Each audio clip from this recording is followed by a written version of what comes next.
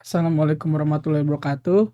Saya Muhammad Dafa Winanda Putra, NIM saya 191011483.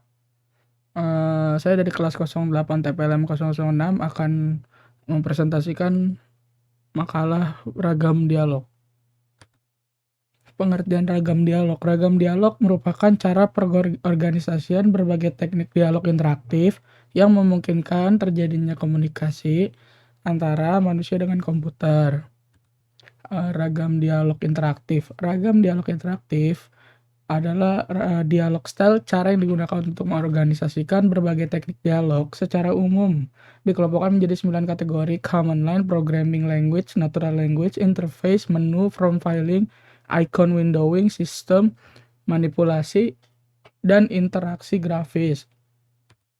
Sifat penting dalam ragam dialog: 1.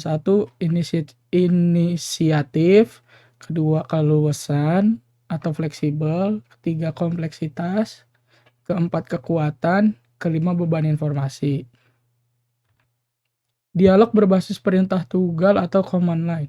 Ragam yang paling konvensional tergantung pada sistem komputer yang dipakai dan berada dalam suatu domain perintah. Contohnya itu ada DOS dan sebagai berikut. Keuntungannya itu cepat, efisien, akurat, ringkas, inisiatif, dan appealing. Kerugiannya itu memerlukan pelatihan yang lama, membutuhkan penggunaan yang teratur, beban ingatan yang tinggi, jelek dalam menangani kesalahan. Antarmuka berbasis alami atau natural language. Dalam fiksi ilmiah seringkali ada komunikasi MK lewat suatu bahasa ucapan yang jelas serta memanfaatkan bahasa alami. Contoh itu cetak daftar sebuah mahasiswa yang mempunyai IP semester lebih besar dari 3. Dan contoh berikutnya. Keuntungannya itu tidak memerlukan sintaksi khusus, luwes, dan powerful. Alamiah merupakan inisiatif campuran. Kerugian itu mempunyai dualisme, tidak presisi, bertele-tele, opaque, perancangan berperangkat lunak yang rumit, dan tidak efisien. 2 jenis sistem. Pertama itu sistem menu, pilihan tempat untuk menunjukkan kemampuan dan fasilitas yang dimiliki oleh sebuah program, aplikasi kepada pengguna. Menu, daftar sejumlah pilihan dalam jumlah terbatas yang biasanya berupa suatu kalimat atau kumpulan beberapa kata. Yang kedua itu sistem penjendelaan. Secara umum, window adalah bagian dari layar yang digunakan untuk menampilkan suatu informasi. Aturan dalam perancangan dialog. Pertama itu ada pegang teguh konsistensi. Konsisten mengizinkan banyak aksi menjadi otomatis jika ada aplikasi baru hadir dengan fungsi yang berbeda akan menyebabkan user harus mempelajari kembali operasi-operasi yang dilakukan. Konsistensi di dalam menu bar untuk file edit dan format. Yang kedua itu sediakan shortcut bagi pengguna aktif.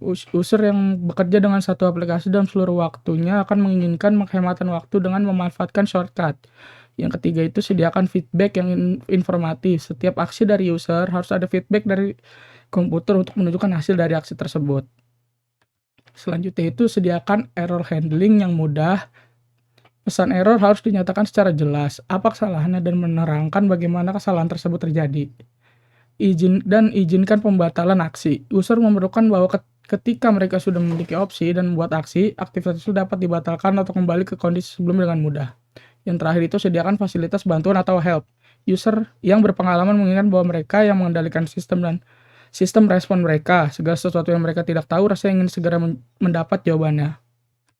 Kesimpulannya itu ragam dialog adalah proses yang terjadinya komunikasi melalui cara dan jenis yang berbeda dalam melakukan proses penyampaian atau informasi melalui interaksi komunikasi yang dilakukan antara dua atau lebih orang atau agen.